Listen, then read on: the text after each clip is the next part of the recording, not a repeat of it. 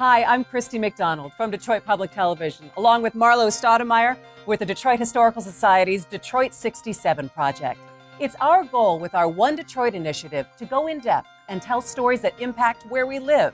So tonight we're looking at what's being called the pathway to prison. Michigan has the highest incarceration rate in the Midwest. There's no one easy answer as to why. Our state spends more than $2 billion a year on corrections. That's more than we spend on higher education. Money aside, there's a toll incarceration takes on families and our cities, directly affecting 1 in 8 people living in the U.S. today. So tonight we're going to take a look at how education and poverty contribute to this pathway, as well as race and the cycle of mass incarceration. Plus, we'll also see what reforms are in the works and re-entry programs that have had some success. But first, let's take a look at some of the numbers. Nationwide, 2.3 million people are penned up. More people behind bars than any country on earth. It's estimated that 1 in 8 men in the USA have been convicted of something. The way it's going, 1 in 3 African American men can expect to go to prison in their lifetime. Remember the 1980s? How about mandatory minimums? That was the Reagan era. Then came Bill Clinton, who, along with all those other politicians, prosecutors, sheriffs, and judges, decided to get tough on crime. My privilege to sentence you to life in prison without parole. Annually, it costs $80 billion to keep all those people in prison. Such a big operation, there's a name for it. Call it the PIC, the Prison Industrial Complex. But let's talk about Michigan, where we have the DOC, the Department of Corrections. The DOC runs 31 prisons across the state. Back in 1973, we had less than 8,000 prisoners. Now we're at 42,000, and we spend $2 billion a year keeping them there. That's $1 of every 5 coming out of the state's general fund. What could you do with all that cash? You could send every Detroit public school student to Wayne State University, full ride for 3 years. That prison population has to come down. But how? In Lansing, they've been working on something called presumptive parole, or as some want to call it, safe and smart parole reform. That lets more prisoners out sooner, those who've overstayed their mandatory minimums and haven't caused too much trouble doing that time. Parole reform has bipartisan support. Conservative Republicans and liberal Democrats together. They agree, but it's not clear sailing yet. Our governor seems to like it, but our attorney general doesn't. Neither do lots of prosecutors and county sheriffs, who say if more ex-cons hit the streets, crime goes up, and their cash-strapped agencies will have way too big a workload. Then when a parolee commits a terrible crime, it'll be all over the news, and then they'll blame the reformers, who they say never should have let the bad guy out. The reformers know this, but they're holding firm on their position. Progressives see it as a basic human decency. Conservatives say it's the Christian thing to do. And all of them want to save some tax dollars. But the politicians might kick that can down the road again, keeping more prisoners in the can, each one of them costing $35,000 a year. Now that you've seen some of the numbers, let's start in a place that you might not expect, school. What happens in the classroom, and more importantly out of the classroom, has a major impact on the path some kids take. Over the last year, more than 100 pre-K children have been suspended from school in Michigan. We're talking about kids not even in kindergarten yet. And African American kids are nearly 4 times as likely as their white classmates to be suspended. Now, you may think it's just a suspension, but studies show suspensions increase the odds significantly that a student will drop out of school before they graduate. Sociologists say those suspensions are just the beginning of what's called a school-to-prison or cradle-to-prison scenario. 14-year-old Keyshawn Winfield has been playing football since he was 5. He plays 4 different positions in football, and he loves it, and he's good with his teammates, and they have a good rapport. He has a good rapport with his coaches. On the field, Keyshawn excels. In school, it's a different story. So Mom had about 10 meetings last school year? Yes. Danielle Flint is a child advocate working with Keyshawn and his mother, Alakia Sewell. Incident 1, Incident 2, Incident 3, 4, 5, 6. Suspensions lasting 2 days, 3 days, 5, 10. So many suspensions, he's missed 60 days of school. All of these 10 days. A couple of these times they lessened the time of suspension because I went up to the school and I picked them up.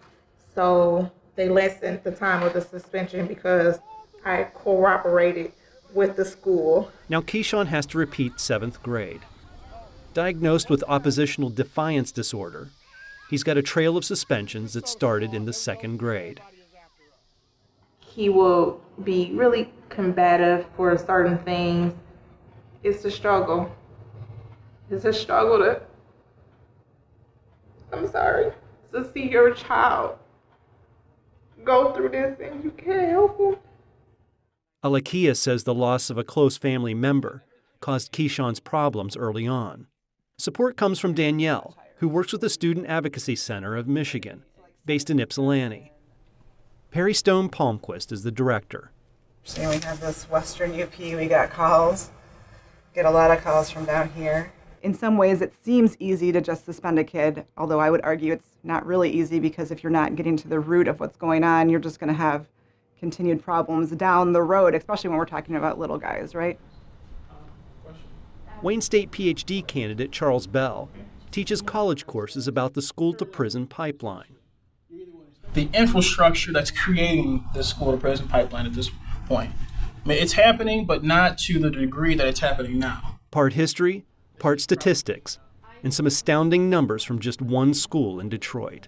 We're looking at the school suspensions for Detroit Durfee in the 2012-2013 school year, and the data shows that about 600 students were enrolled in Detroit Durfee Elementary and Middle School, and approximately 1,300 school suspensions were distributed in this particular year. That's a lot of suspensions for 600 students. That's about 2 per student. It's shown with just one suspension, a student is more likely to become a dropout. Detroit area kindergartner Zakai Sise already knows what it's like to be suspended multiple times. Every week or every other week he's getting suspended, and it's probably been like over 15 days so far since school started that he's been suspended.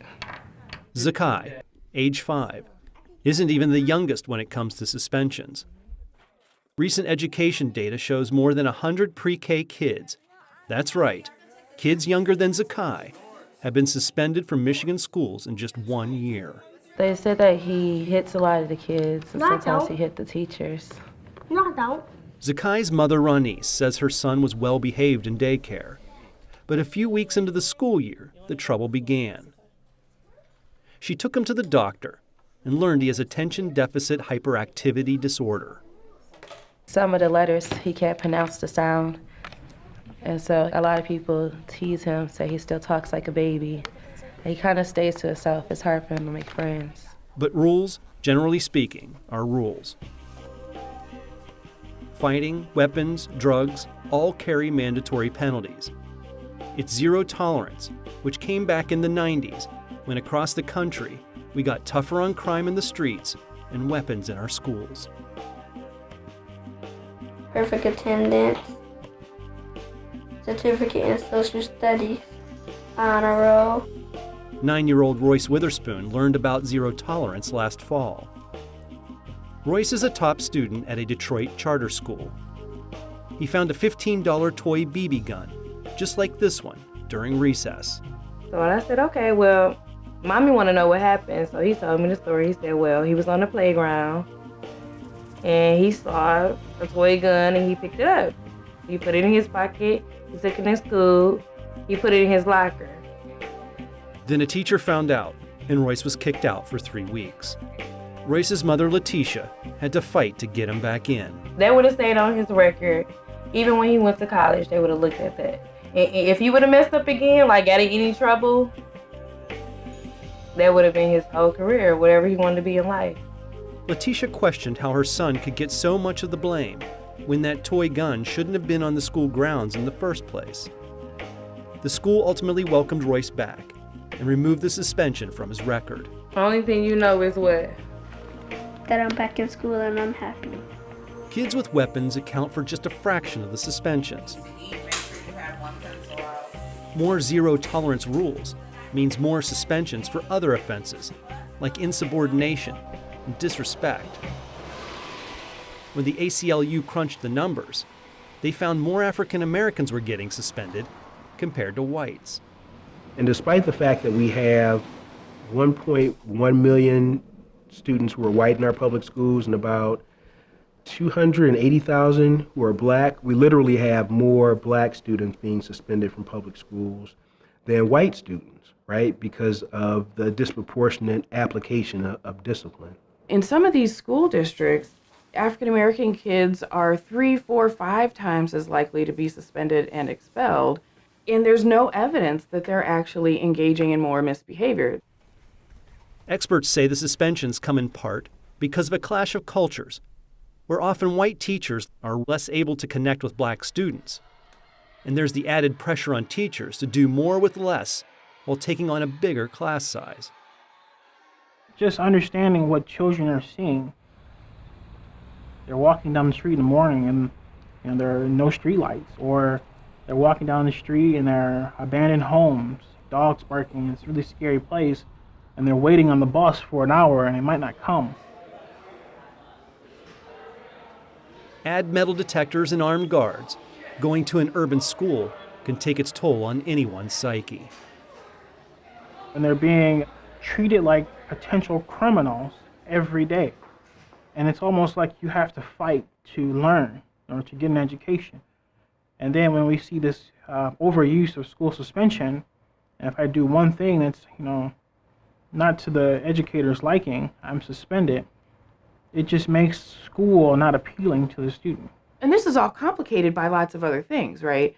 So we have cutbacks in school funding that mean that kids are having less recess, less physical education. There are schools in Detroit that have no gym and no playground. So what are those kids doing?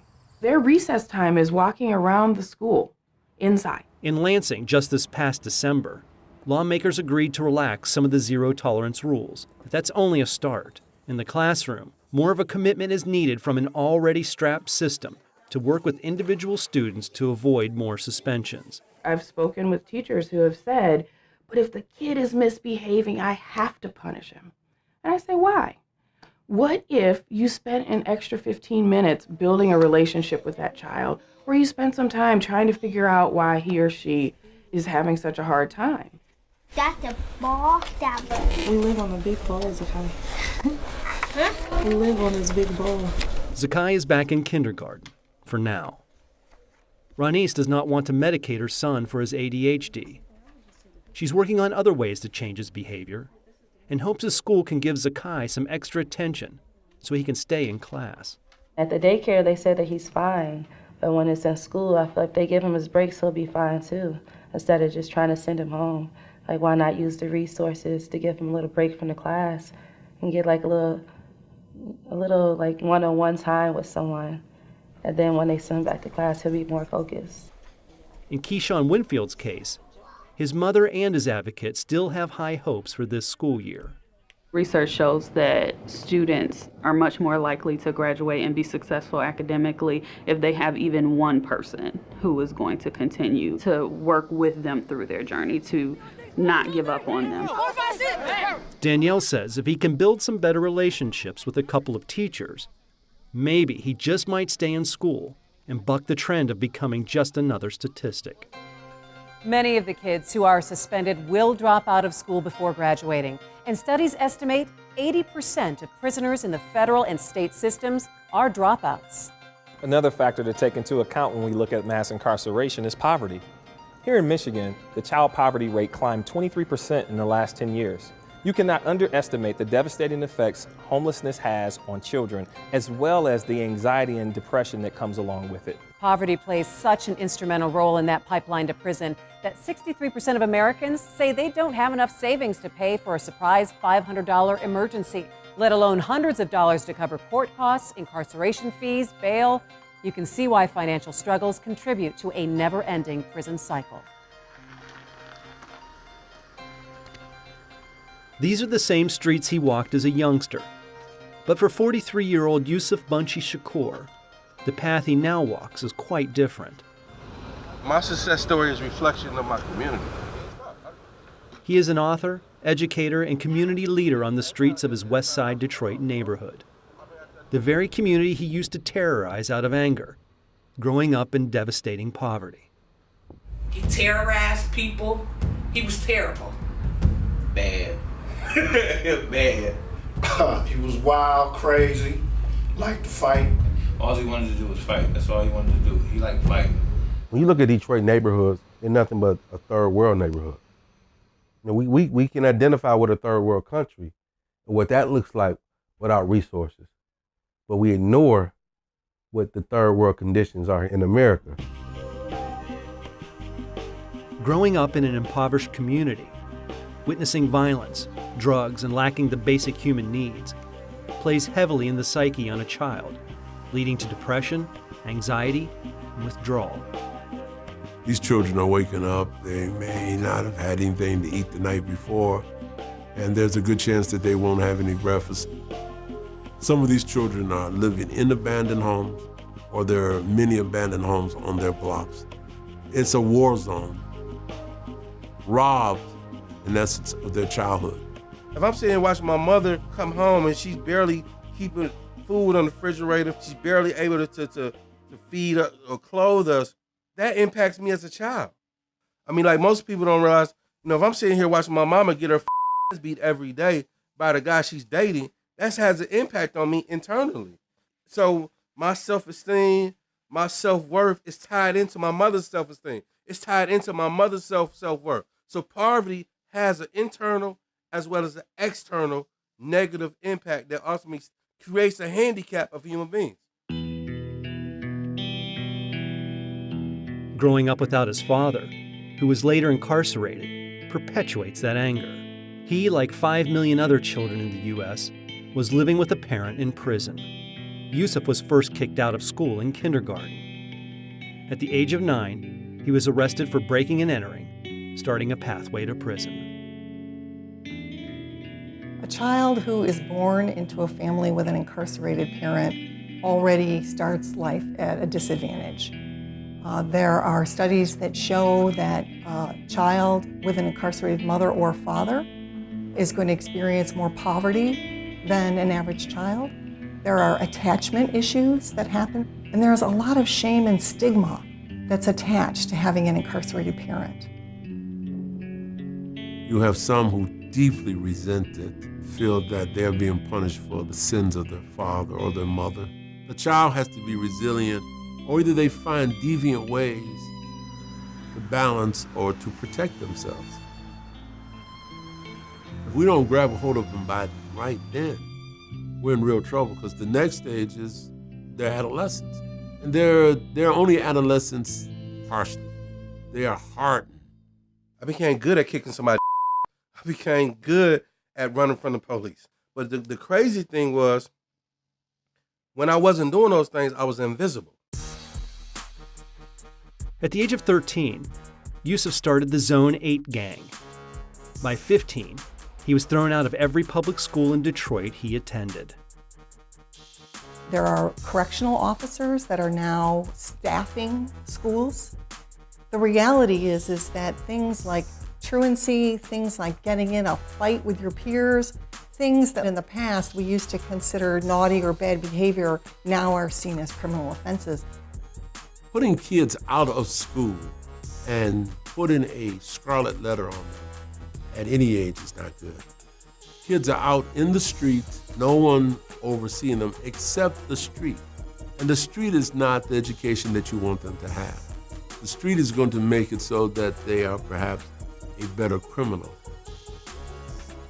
And that's what expulsion is for many of them. Like, what do I do next? Where do I go? I don't see no light no more. So, and the light that I see is drug selling, maybe prostitution, maybe killing. I mean, these are the roads. These are the alternatives. I mean, what it does to me, it perpetuates a cycle of, I don't give a about you. That's being echoed in your household. It's being echoed when you go to the store. Wherever you find yourself, it's being echoed in some form or some fashion.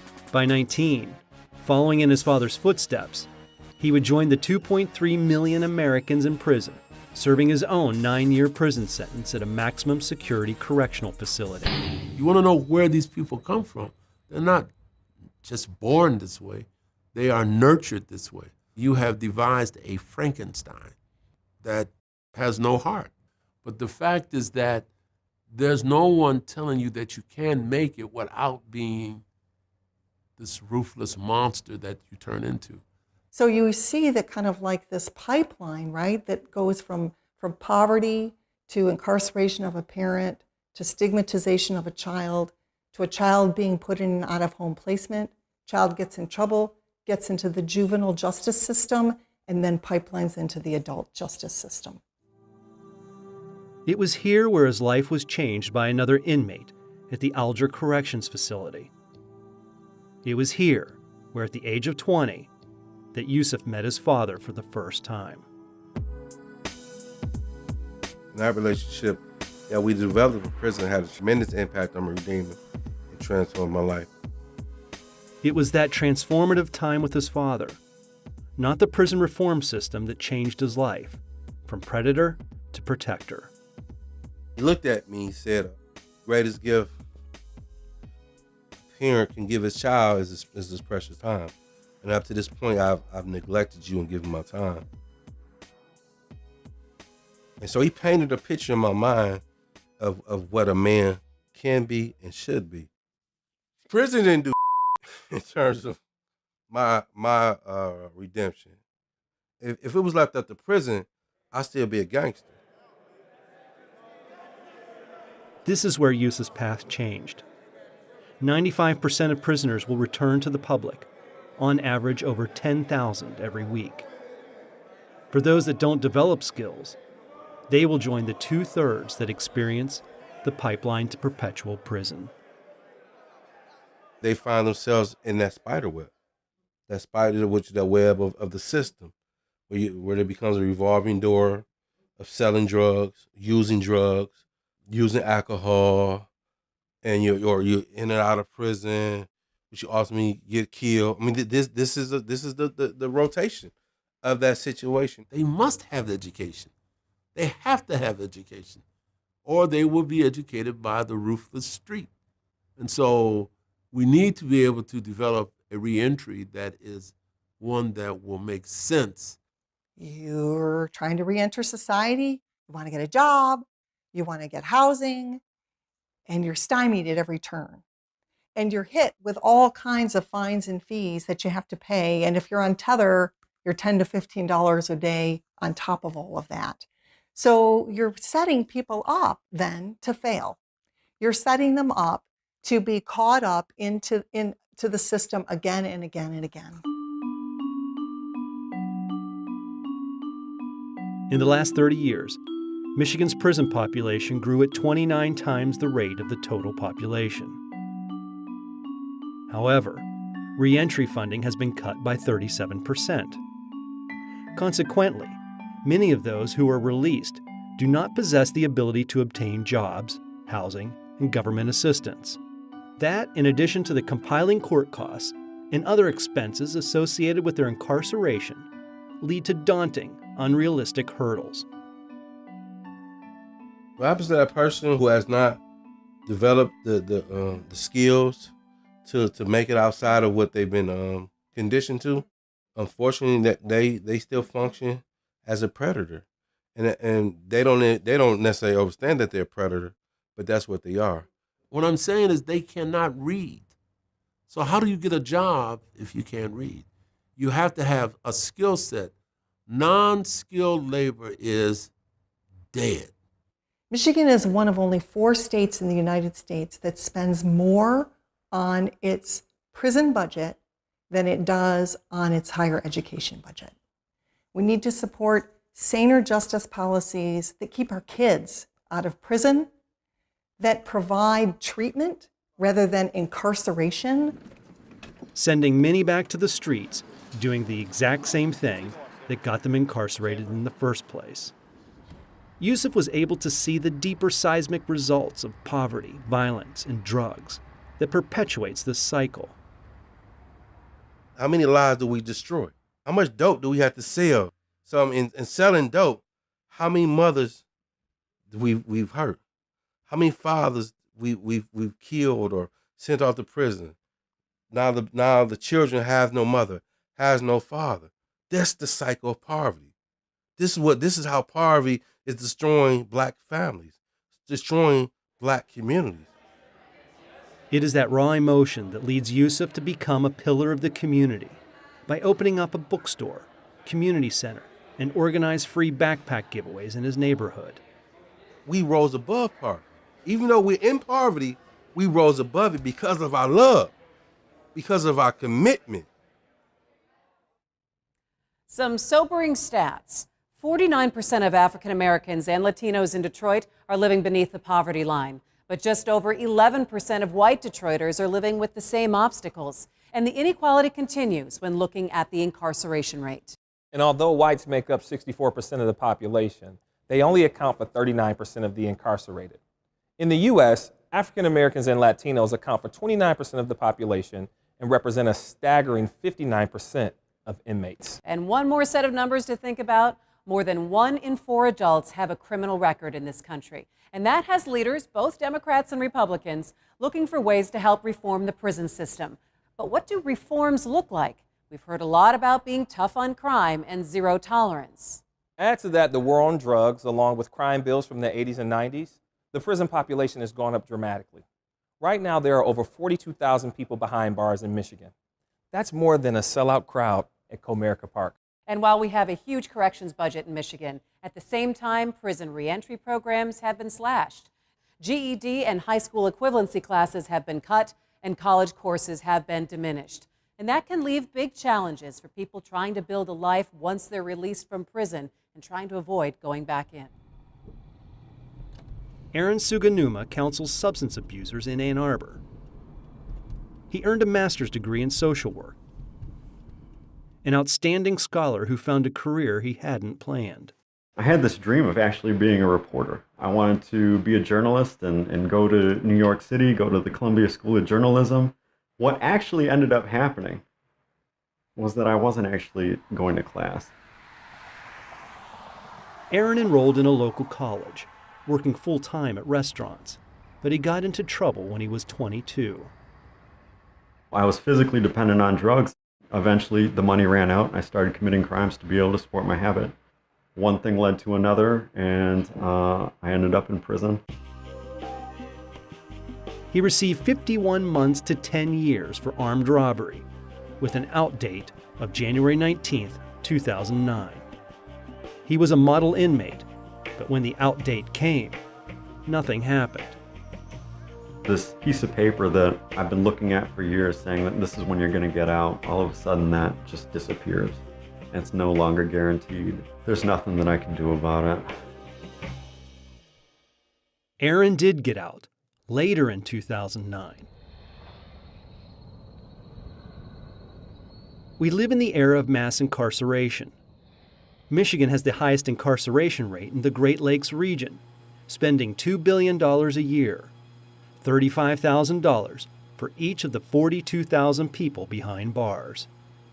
I've seen firsthand this whole cycle of getting tough in many, many ways, and all it's given us is a huge $2 billion prison system, and crime rates have been going down. For years, crime rates have been going down. They're not connected to the size of the prison system. There's 65 million American adults that have a criminal record now. That's more than 1 in 4 adults. The epidemic of addiction has exploded. Craig DeRoche battled alcohol addiction himself. A decade ago, he was Michigan's youngest Speaker of the House.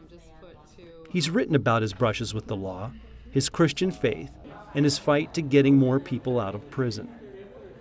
If somebody broke into my car and stole my laptop, and we incarcerate the person, we've already made a choice to say, I am so mad at you. I'm going to pay for your health care and your air conditioning, and I'm going to make you sit on a bed and watch TV for 23 hours a day. It's a ridiculous notion when you look at it that way. While it's bad now, 10 years ago it was actually worse, when Michigan's prisons held 10,000 more, 50,000 people behind bars. You're spending more money on the failures than you are on the successes. Back then, Dennis Schrantz, high up in Governor Jennifer Granholm's administration, came up with a plan. We designed reform policy and practices to try to improve prisoner post-release performance. We named it the Michigan Prisoner Reentry Initiative, and it kind of took off. The idea? Create a system that gives more help to prisoners when they get out. So the Michigan Prisoner Reentry Initiative, MPRI, came to be, funded by the state with some foundation support. It was a growing thing, bigger and bigger and bigger. And we ended up reducing that return to prison rate from 1 out of every 2 to 1 out of every 3. It was better than a 30% improvement. Those are numbers that have not been realized anywhere in the country. That's why so many fewer people went back to prison and the prison population started to drop. Prisoner reentry the MPRI way means visualizing success, making plans. And with that good plan, you're less likely to commit crime, less likely to commit violations. And that's one of the reasons that it had bipartisan support.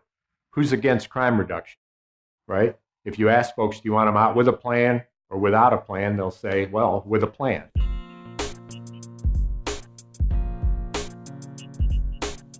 Calvin Evans served 24 years on a murder charge. His family was working poor, his mother a victim of domestic violence. I wanted to break that cycle, and so I was willing to take the risk of selling drugs when crack cocaine happened in order to do that. And it was worth the risk to me because all I was going to be is all I ever seen. Calvin was convicted of a murder he didn't commit, but he does admit to other illegal activities. Before his parole hearing, he created his own 5-year business plan for when he'd get out. So I presented this to the parole board and said, this is what it is that I'm going to do. This is who it is that I am. And so now I can say to individuals who are coming out that this is a tried and proven method. Now Calvin helps lead a new program called D-Live at Sinai Grace Hospital in Detroit, working with recovering gunshot victims who need advocates to help turn their lives around. His plan for success includes creating successful outcomes for others. And coming up on 4 years, what actually happened, I never thought that I'd be working for Wayne State University Sinai Grace Hospital. I never thought that. A key to MPRI's success, community engagement. It was agreed in Lansing, spend the money locally to support prisoner reentry. They are going to be in your neighborhood. They're going to be either violating the conditions of their supervision and committing new crimes, or they're going to be employed and paying taxes. And that's why the shift has to be much more holistic, and we have to put politics aside. MPRI was riding high. Prisons closed. But then the economy tanked. That while the foundation supporting MPRI collapsed. A victim of white-collar criminal Bernie Madoff. When Governor Snyder took over, MPRI got an overhaul. There was kind of a change in philosophy, and it had an impact on prisoner reentry coupled with the decrease in funding. Under Snyder, MPRI got a new name. Now it's called Offender Success. Some of the pieces of the MPRI program still exist. Some of those are now being done in-house. A lot of that program was funding that was sent out to communities, and then the communities would then spend it as they saw fit. As we went through and discussed the program and looked at how well it was being utilized, we decided to move some of that funding back in-house so that we had more control over what was being spent. The changes trouble Mary King, who continues to advocate for local control of services. She says now it's harder to track where the money is being spent. The funding for the community services for prisoner reentry has been reduced by 69% since the 2000s, 2008.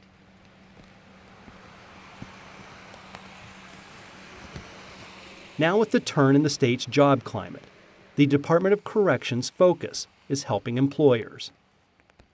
Michigan's economy is really on the upswing, and there are a lot of companies that are looking to hire, and the biggest thing we hear is that they just can't find enough qualified, skilled workers. I'm really excited. Today it's 225 returning citizens training in jobs, and I hope before long it's going to be 1,000. Recently, Detroit Mayor Michael Duggan joined 2 returning citizens.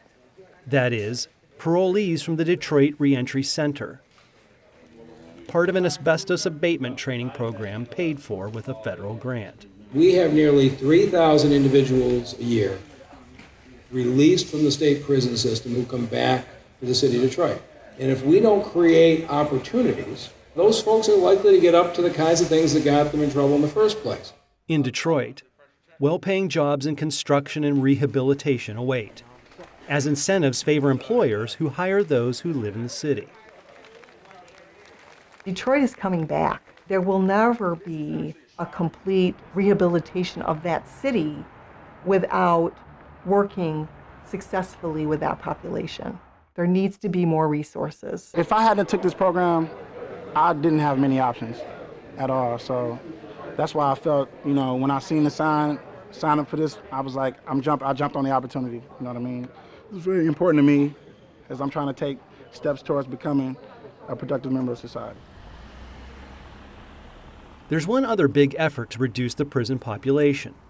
State Representative Kurt Heisey has spent a few years on legislation to get more prisoners out sooner. House Bill 4138 would change how the parole board deals with prisoners when it's time for them to leave. I look at it as parole reform, to make sure that we are recognizing and rewarding individuals incarcerated in prison who are trying to better themselves, who are getting a GED, who are staying clean from drugs and gang violence. The bill is called presumptive parole, presuming that when a well-behaved prisoner's out date comes, they might really get out. Reformers say the parole board can hold prisoners long past their out dates for what are called substantial and compelling reasons that can seem more arbitrary than definite. Some board members will use pretty subjective factors like doesn't show enough empathy, lacks insight, very subjective assessments.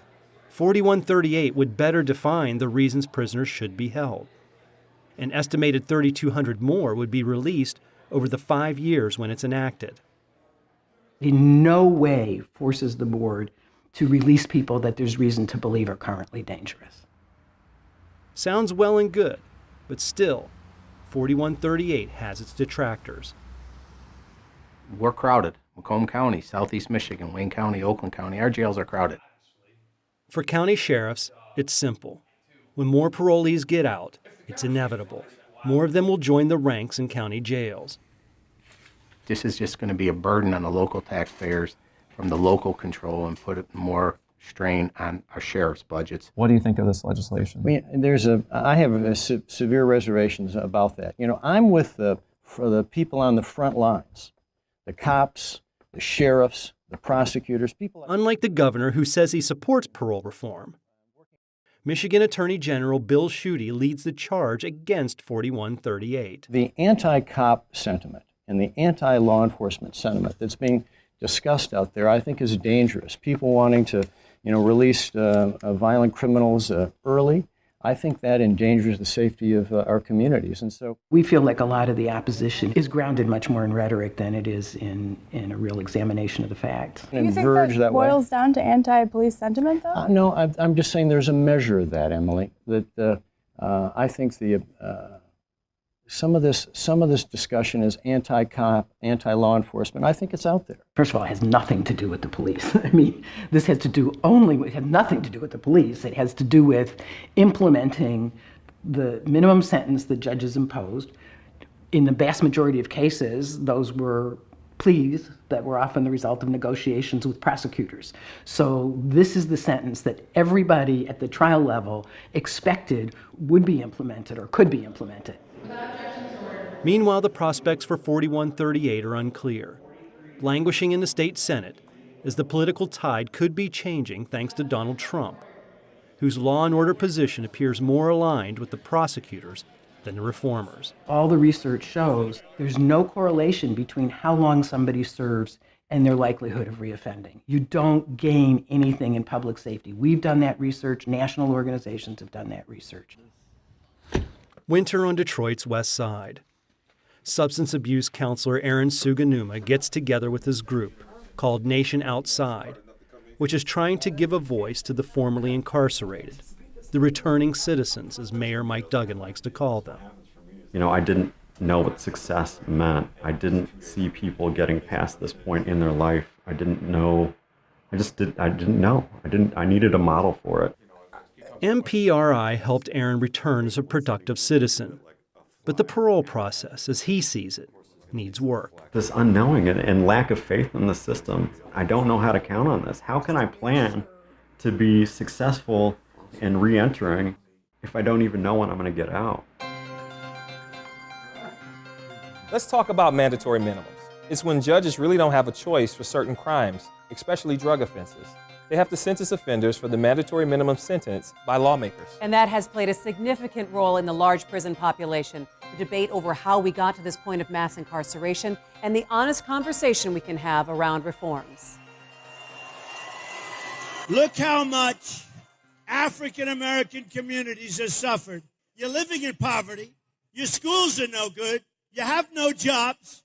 You got a new prison industrial complex. Poor folk get caught. Drugs on the corner. But not one executive of a Wall Street bank goes to jail. We know about the pipeline to prison. How do we stop this thing and turn it around? You need more police. We need law and order. The people in our prisons have made some mistakes, and sometimes big mistakes. They are also Americans. I'm a Detroiter from the East Side, Cass Tech, class of '95. I like the line, you can't move forward unless you know where we've been. Another native Detroiter and Cass Tech graduate, Heather Ann Thompson, knows where we've been too. She's a historian and can tell us how this pathway to prison got started. Mass incarceration. You hear a lot about it. Can you give us some perspective on what mass incarceration really is and why it should matter? Well, at bottom, mass incarceration was a policy choice. It is something that this country embarked upon in 1965, deciding to handle all social ills, poverty, addiction, mental illness, and really low-level crimes, rather than through the social welfare system, through the criminal justice system. And what this meant was beginning a war on crime that was historically unprecedented. We'd never put those kinds of resources to this before. This is under the presidency of Lyndon Johnson. Johnson is responding to urban protests in cities like Philadelphia and communities like Harlem, by the way, all of which were rebelling against police brutality. The policies provided more funding for police, ultimately putting more people behind bars. Mark Fancher of the ACLU's Racial Justice Project says, by the late 1960s, those policies and politics went hand in hand. You also had something else going on, and that was the use of coded language by politicians. Richard Nixon campaigned on a slogan of law and order. It's time for some honest talk about the problem of order in the United States. Let us always respect, as I do, our courts and those who serve on them, but let us also recognize that some of our courts, in their decisions, have gone too far in weakening the peace forces as against the criminal forces in this country. And he exploited the reactions of the black community to oppression and to police violence to speak to largely white voters and to say that he was the candidate who was going to bring people back into line. He was going to calm down these insurrections. He never said that explicitly, but everybody knew what that meant when he talked about law and order. And this is the house I grew up in. Look at it. It's destroyed. I actually grew up during the war on drugs at 6 Mile and Gratiot. My neighborhood literally changed overnight. Crack cocaine caught us off guard. It brought immediate violence, addiction, and misery. The undeniable fact is that those who became addicted to crack were sick people. They were people who were in need of treatment and rehabilitation. This country chose to treat them as criminals. So one of the greatest ironies about the drug war, just like with Prohibition in the 20s, when you make something illegal, and people have no other resources to lean upon to feed their families, you have created a very, very dangerous economy. Studies have demonstrated consistently that the rate of drug use among whites and people of color is essentially the same. But if you look, you see a huge disproportion with respect to people of color. And so it has been a very racially targeted campaign. The worst instances of it was the 100-to-1 disparity in sentencing for crack cocaine versus powder cocaine. And Detroit was really ground zero, both for the drug war first and then the fallout from the drug war afterwards. Ground zero. Prohibition lasted only 16 years. The war on drugs doesn't seem like it'll ever stop. As a result of running away from a broken home, Detroiter Shaka Senghor saw it firsthand. I began to hang out with other broken boys that grew up in the neighborhood, and we kind of bonded around our brokenness. Like many others, at the age of 15, Shaka took the only opportunity that he could see at the time, selling drugs. At 19, he killed a man. In July 1991, on the night that I fired those fatal shots, what was going through my head in that moment was fear and survival. And when I went into prison, I walked in with all of the anger, the fears, the anxieties that I had accumulated while living my life on the streets. I blamed everybody except for myself, and ultimately, I found myself getting in a lot of trouble my first 5 years. I was one of the youngest persons sent to maximum security. At the age of 19, I turned 20 in maximum security prison. Shaka went to prison during the mass incarceration boom. After that, President Bill Clinton's crime bill ushered in a new era of mandatory minimums, ultimately hurting more African American families while helping fill penitentiaries. It wasn't really about the fact that laws were being broken. It was about where the policing was where laws were being broken. So, for example, you had more white folks selling drugs and using drugs than black folks, but all the police were dispersed into mostly black and brown neighborhoods. In the suburbs, you may have a group of affluent white youth who are relaxing in the large home, using some of the most exotic drugs imaginable. But you're not going to find police crashing down doors to try and get to these kids. You're not going to find police in suburban shopping malls stopping and frisking and patting down affluent white youth, even though they may be doing the exact same thing or worse than their counterparts in low-income communities of color. So ultimately what this means is that the criminal justice system is way disproportionately filled with black and brown youth and eventually older people as they age through the system. And that sends a message to America, right? It just underscores this myth that somehow there's a connection between criminality and blackness. I don't know that from day to day, prosecutors or even police or judges wake up with the idea that we're going to, lock up a lot of black people. I don't think that happens, but I do think that it has been so much a part of the country's historical agenda that now it has become essentially institutionalized. There were people I knew who weren't bound to be criminals. They weren't violent offenders at all. But after serving time with the Department of Corrections, they emerged more hardened and more likely to fit the stereotypes some might feel unsafe being around. Shaka Senghor addresses that same mindset in his best-selling book, Righting My Wrongs, where the term corrections is a misnomer. I was in solitary confinement a total of 7 years out of the 19 years that I served in prison. At one point, I was in solitary confinement for 4.5 years straight. And it is the most horrific and barbaric environment that I believe exists in American society.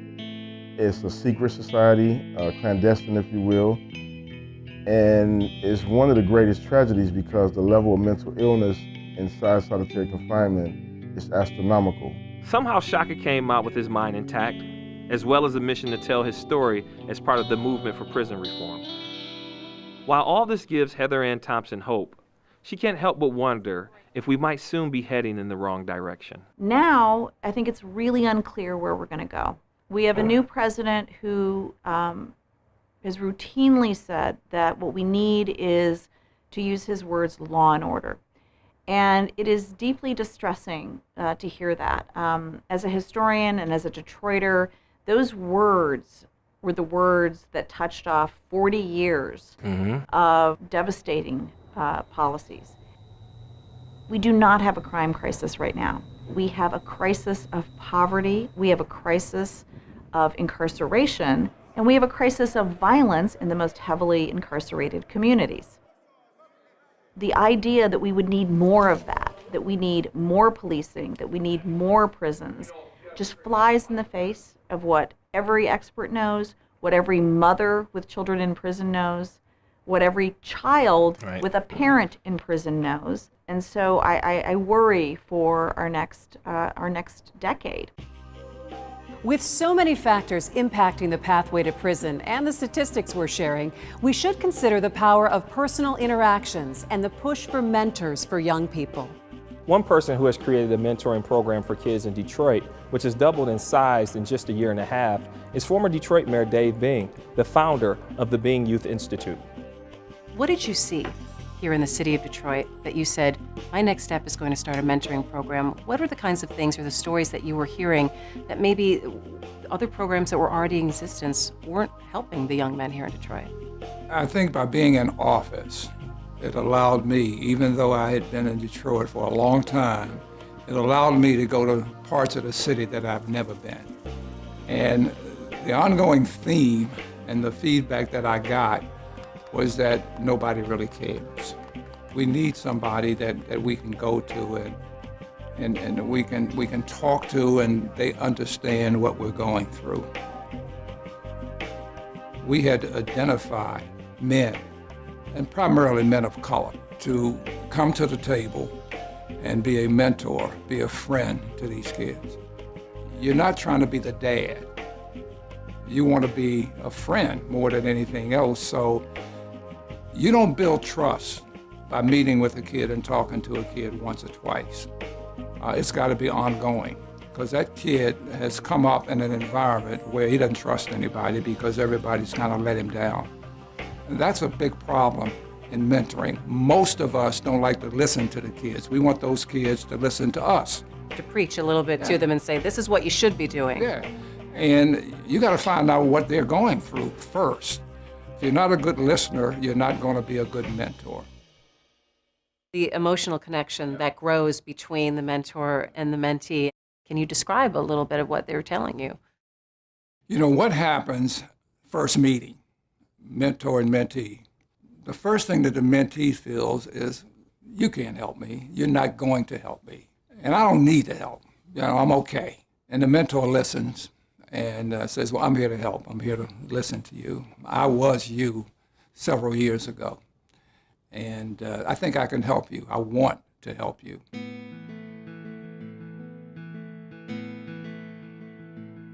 All of a sudden, those walls start to come down from the mentee.